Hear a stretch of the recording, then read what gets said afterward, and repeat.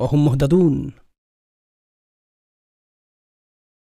তাদের অনুসরণ করো যারা তোমাদের কাছে কোনো বিনিময় প্রত্যাশা করে না। এটাই সরল অনুবাদ। অনুসরণ করো যে তোমাদের কাছে কোনো বিনিময় চায় না। ওহুম মুহতাদুন। আর তারা সরল পথে অঙ্গীকারবদ্ধ। মুসলিমরা কোরআনের যে ধারণাগুলোকে ভুল বুঝেছে এটি তারই। কোরআন বলেছে যে তারা কোনো বিনিময় প্রত্যাশা করেনি। ভাই, আপনার প্রোগ্রামের জন্য কেন ফি নির্ধারণ করেছেন?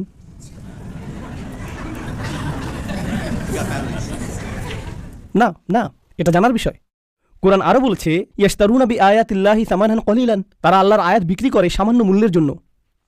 নিজের জন্য আপনার লজ্জিত হওয়া উচিত। আল্লাহর আয়াত বিক্রি করা গোটা কোরআনের সবচেয়ে ভুল বোঝা ধারণাগুলোর একটি। বিষয়টা খুলে বলছি।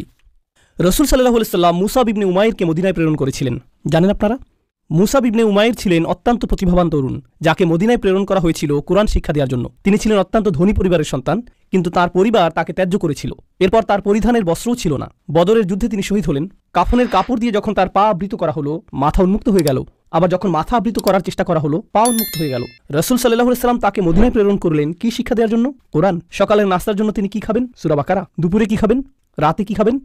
রাসূল সাল্লাল্লাহু আলাইহি ওয়াসাল্লাম তার জন্য বেতনের ব্যবস্থা করেছিলেন, যাতে তিনি তার কাজ করতে পারেন। কোরআন শিক্ষাদানের জন্য তাকে অর্থ প্রদান করা হয়েছিল। তারা আল্লাহর আয়াতকে বিক্রি করে, এই কথার অর্থ কি জানেন? এর মানে কি? এর মানে হলো আয়াতগুলোর নির্দিষ্ট অর্থ রয়েছে, কিন্তু মানুষ তা শুনতে চায় না। তো আপনি অর্থ পরিবর্তন করে দিলেন, আর মানুষ যা শুনতে চায় আপনি তাই বললেন, যার ফলে তারা আপনার প্রতি রাগান্বিত হবে না। আপনি মানুষকে এমন জবাব প্রদান করেন যা শুনে তারা ভালো বোধ করবে, আর তারা যা শুনতে ভালো বোধ করবে না সেগুলো আপনি এড়িয়ে গেলেন। এভাবেই তারা আপনাকে পছন্দ করতে থাকে, আর আপনি নিজের জনপ্রিয়তা ধরে রাখেন। এটাই সামান্য মূল্যে আয়াত বিক্রি করা। সামান্য মূল্য বলতে এখানে মানুষের সন্তুষ্টিকে বোঝানো হচ্ছে। বুঝতে পারছেন? এখানে আয়াতটি হলো তার অনুসরণ করো যে তোমাদের কাছে কোনো বিনিময় চায় না। এমন কাউকে অনুসরণ করো যে তোমার কাছে কোনো বিনিময় চায় না। আসুন এটা বুঝি। এটা সকল নবীদের একটা মূলনীতি। প্রত্যেক নবী এমন জাতির মাঝে এসেছেন যেখানে গুরুতর কোনো সমস্যা ছিল। আর যখন একটি জাতির গুরুতর কোনো সমস্যা থাকে, মূলত একটি জাতির ভারসাম্যপূর্ণ থাকা চাই। কিন্তু যখন তারা কোনো অপরাধ সংঘটিত করে, তখন তারা ভারসাম্য হারাতে থাকে, আর ভারসাম্যহীনতা খারাপ হতেই থাকে, হতেই থাকে, হতেই থাকে। এটা এমন অবস্থায় পৌঁছে যখন গোটা জাতিটা ভেঙে ছিন্ন ভিন্ন হওয়ার উপক্রম হয়। আর রাসূলের কাজ হলো তাদেরকে সেই ভারসাম্যহীনতা থেকে টেনে তোলা এবং আবারও সঠিক অবস্থানে নিয়ে আসা। বুঝতে পারছেন? কিন্তু যখন একটি ভারসাম্যহীনতা জনপ্রিয় হয়ে যায়, সকলে এটা করতে থাকে, সকলেই এতে অভ্যস্ত হয়ে যায়, আর এটা উদযাপনের বিষয়ে পরিণত হয়, এটাই ফ্যাশনে পরিণত হয়, তখন এটার বিরুদ্ধে বলা কি সহজ? না। উদাহরণস্বরূপ এখনকার সময়ে সমকামিতার বিরুদ্ধে বলাটা বেশ কঠিন হয়ে গিয়েছে, তাই না? লূত আলাইহিস সালাম কি এমন সময় বসবাস করেছেন যখন এটা জনপ্রিয় ছিল? হ্যাঁ। তাকে কি এর বিরুদ্ধে কথা বলতে হয়েছিল? হ্যাঁ। তিনি কি এর জন্য বিরোধিতার সম্মুখীন হয়েছিলেন? হ্যাঁ। বিষয়টা কোরআনে আসার পেছনে কারণ রয়েছে। আপনি যদি এর বিরুদ্ধে বলেন, মানুষ আপনার দিকে তেড়ে আসবে। লূত আলাইহিস সালামের কথা কোরআনে এজন্যই এসেছে। যখন আপনি এমন বিষয় নিয়ে কথা বলেন যাতে গোটা সমাজ আচ্ছন্ন থাকে, তারা এই বিষয়টির প্রশংসা করে, আর আপনি এর বিরুদ্ধে কথা বলেন, তখন তারা আপনার দিকে তেড়ে আসবে। এখন যদি আপনি অর্থ উপার্জন অব্যাহত রাখতে চান, অথবা যদি আপনি সেই সমাজে বসবাস অব্যাহত রাখতে চান, আপনি যদি নিরাপদ অবস্থানে থাকতে চান, তখন আপনি কোন বিষয়গুলো এড়িয়ে যাবেন? সেই বিষয়গুলো যা নিয়ে তারা আচ্ছন্ন। আপনি অন্য কোনো বিষয় নিয়ে কথা বলবেন। লূত আলাইহিস সালাম শুধু পিতামাতার প্রতি সদ্ব্যবহার নিয়ে কথা বলতে পারতেন। তিনি শুধু কথা বলতে পারতেন প্রতিবেশীর সাথে উত্তম আচরণ নিয়ে। তিনি শুধু নামাজ নিয়ে কথা বলতে পারতেন। যৌন পাপের বিষয়গুলো তিনি এড়িয়ে যেতে পারতেন, কারণ এগুলো ছিল অতি বিতর্কিত, তাই না? তিনি যদি এটা করতেন তাহলে কি তিনি ঝামেলায় পড়তেন? না, কোনো ঝামেলা হতো না। আর প্রসঙ্গক্রমে তিনি কিন্তু এখনো ভালো কাজ নিয়েই কথা বলছেন। পিতামাতার প্রতি সদাচরণ একটি ভালো কাজ, নামাজ পড়া একটি ভালো কাজ, দানশীলতা একটি ভালো কাজ। তো কেন তাকে এমন বিষয়বস্তু বেছে নিতে হলো যা তাকে ঝামেলায় ফেলবে? আসলে এটাই একজন রাসূলের কাজ। তারা এসেছেন এই বিষয়গুলো নিয়ে কথা বলার জন্য যা নিয়ে অন্য কেউ বলার সাহস করবে না। আর আল্লাহর পক্ষ থেকে তারা রায় দিবেন। ওয়াল কুরআনিল হাকিম। তারা আল্লাহর পক্ষ থেকে রায় দিবেন, আর এটা বারবার বারবার বারবার বারবার দিবেন। সেই সমাজের মূল্যবোধকে আক্রমণ করবেন, আর বারবার বারবার আক্রমণ করবেন। কিন্তু এক্ষেত্রে তারা পরোয়া করেননি, কারণ এই পাপ কাজগুলোর বিরুদ্ধে কথা বলতেই হবে। আর নিশ্চিতভাবেই যখন কেউ এটা করেন, কোনো বিনিময়েই তারা আগ্রহী থাকেন না, কারণ বিনিময় থেকে বঞ্চিত হওয়ার জন্য এই কাজগুলোই যথেষ্ট। মাল্লা ইয়াসআলুকুম আজরান। তাদেরকে অনুসরণ করো যাদের কোনো স্বার্থ নেই, কারণ এটা জনপ্রিয় হওয়ার পথ না, এটা ধ্বংসপ্রাপ্ত হওয়ার পথ। ওহুম মুহতাদুন।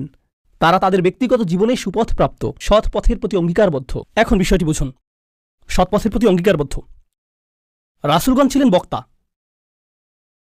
কিন্তু বক্তা আর কারা আছেন? আপনারা কি সমাজের অন্য বক্তাদের কথা বলতে পারেন? স্কলাররা। ইসলামী পরিবেশের বাইরের কথা বলছি। রাজনীতিবিদরা। রাজনীতিবিদরা হলেন বক্তা, তাই না? ঠিক আছে। তো রাসূলগণ আপনাকে রীতিনীতি নিয়ে বলেন, সমাজ পরিবর্তন নিয়ে বলেন, তাই না? রাজনীতিবিদরাও কি কখনো কখনো সমাজ পরিবর্তন নিয়ে কথা বলেন? অবশ্যই। কিন্তু যখন রাজনীতিবিদরা সমাজ পরিবর্তনের কথা বলে, আমরা দেশের উন্নতি করতে চাই, আমরা জাতির উন্নতি করতে চাই, আমরা এটাকে শক্তিশালী করতে চাই, ইত্যাদি ইত্যাদি ইত্যাদি, তারপর আপনি যখন তাদের ব্যক্তিগত জীবন পর্যবেক্ষণ করেন, আপনি কি পান? আপনি পান দুর্নীতি। তো তাদের কথাগুলো অনেক উঁচু মানের, কিন্তু তাদের চরিত্র অনেক নিচু।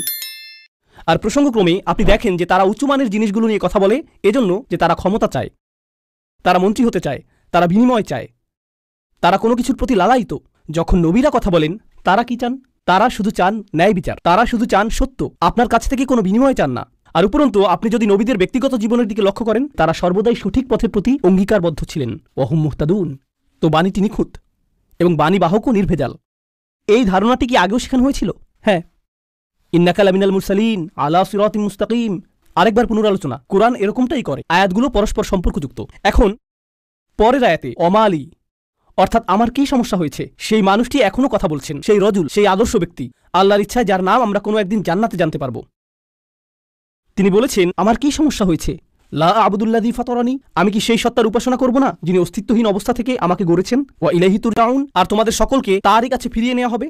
এখন মালি, In Arabic we say وما لي لا أفعل التي شأنها أن يريدها المتكلم في رد على من أنكر عليه فعلا। ইবনে আশুর এটা উল্লেখ করেছেন যে যখন কেউ বলে আমার কি সমস্যা হয়েছে, যে আমি এটা অথবা সেটা অথবা অন্য কিছু করব, এর অর্থ হলো কেউ তাকে বলেছে যে এই তোমার কি সমস্যা হয়েছে, তুমি কেন ধর্ম ত্যাগ করেছো, আর সে তার দিকে ফিরে এর জবাব দিচ্ছে। তো প্রকৃতপক্ষে উক্তিটি যদিও লিপিবদ্ধ হয়নি, কিন্তু তার বক্তব্যের ধরন দেখে আমরা বুঝতে পারছি, এই তোমার কি সমস্যা হয়েছে, কেন তুমি এই মিথ্যা ধর্মের পক্ষে কথা বলছো? আর তিনি তার দিকে ফিরে বলছেন, আমার এমন কি হয়েছে যে আমি তার উপাসনা করব না যিনি আমাকে সৃষ্টি করেছেন, আর তোমাদের সকলকেও তার কাছে ফিরিয়ে নেওয়া হবে। এটা উপলব্ধি করো যে তোমাদেরকেও ফিরিয়ে নেওয়া হবে। বাক্যটি শুরু হয়েছে আমার কি সমস্যা হয়েছে এটা দিয়ে, শুরু হয়েছে তাকে দিয়ে, আর বাক্যটি শেষ হয়েছে তোমাদের সকলকে তার কাছে ফিরিয়ে নেওয়া হবে।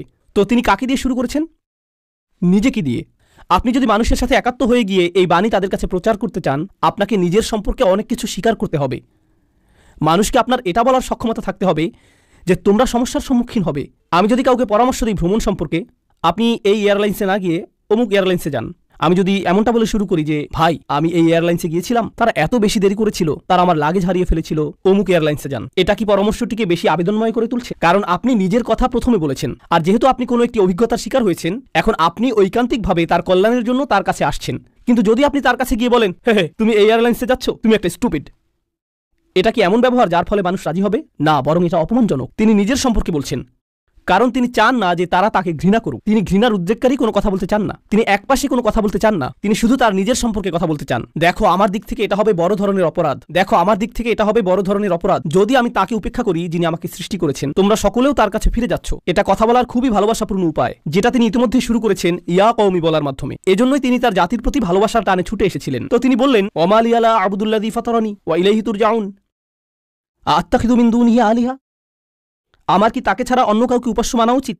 ইউরিদনি রহমানু বিদুররিন, যদি আর রহমান বা অবিশ্বাস্য রকম দয়ালু সত্তা সিদ্ধান্ত নেন যে কোনো ক্ষতি নেমে আসবে, লা তুগনি আন্নি শাফাআতুহুম শাইআ, অন্য সকল মিথ্যা উপাস্য মিলে আমাকে মুক্ত করতে সক্ষম হবে না। তাদের সকলের মিনতি, তাদের সকলের মধ্যস্থতা, তাদের এই অনুরোধ যে হে আল্লাহ তাকে ছেড়ে দিন, সে আমার উপাসনা করত, এগুলোর কোনোটাই কাজে আসবে না। লা ইউনকিযুন, তারা আমাকে রক্ষা করতে পারবে না। যদি আল্লাহ আমার প্রতি অসন্তুষ্ট হন, এই সব প্রতিমা আমাকে পরিত্রাণ দিতে পারবে না, এই সব পৌরাণিক উপাস্যগুলো আমাকে রক্ষা করতে পারবে না। কেন আমি অন্য কারো কাছে যাব? জানেন তিনি এখানে কি করছেন? তিনি তাদের ধর্মের সমালোচনা করেছেন, তাই না? কারণ তারা অন্য উপাস্যে বিশ্বাস করে। কিন্তু এভাবে না বলে যে তোমাদের কি সমস্যা, কেন তোমরা এই সকল উপাস্যে বিশ্বাস করছো, তারা তোমাদের রক্ষা করতে পারবে না, এর পরিবর্তে তিনি বললেন কিভাবে আমি এই সকল উপাস্যে বিশ্বাস করতে পারি? তারা আমাকে সাহায্য করতে পারবে না। কাকে? আমাকে। আমি শুধু আমার নিজেকে নিয়ে চিন্তিত।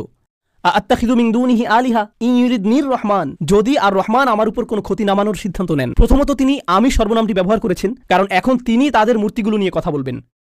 আপনি অন্য মানুষের ধর্ম নিয়ে কথা বলতে পারেন যতক্ষণ এটা আপনার সাথে প্রাসঙ্গিক হয়। কেন এটা আপনার কাছে যুক্তিসঙ্গত মনে হয় না?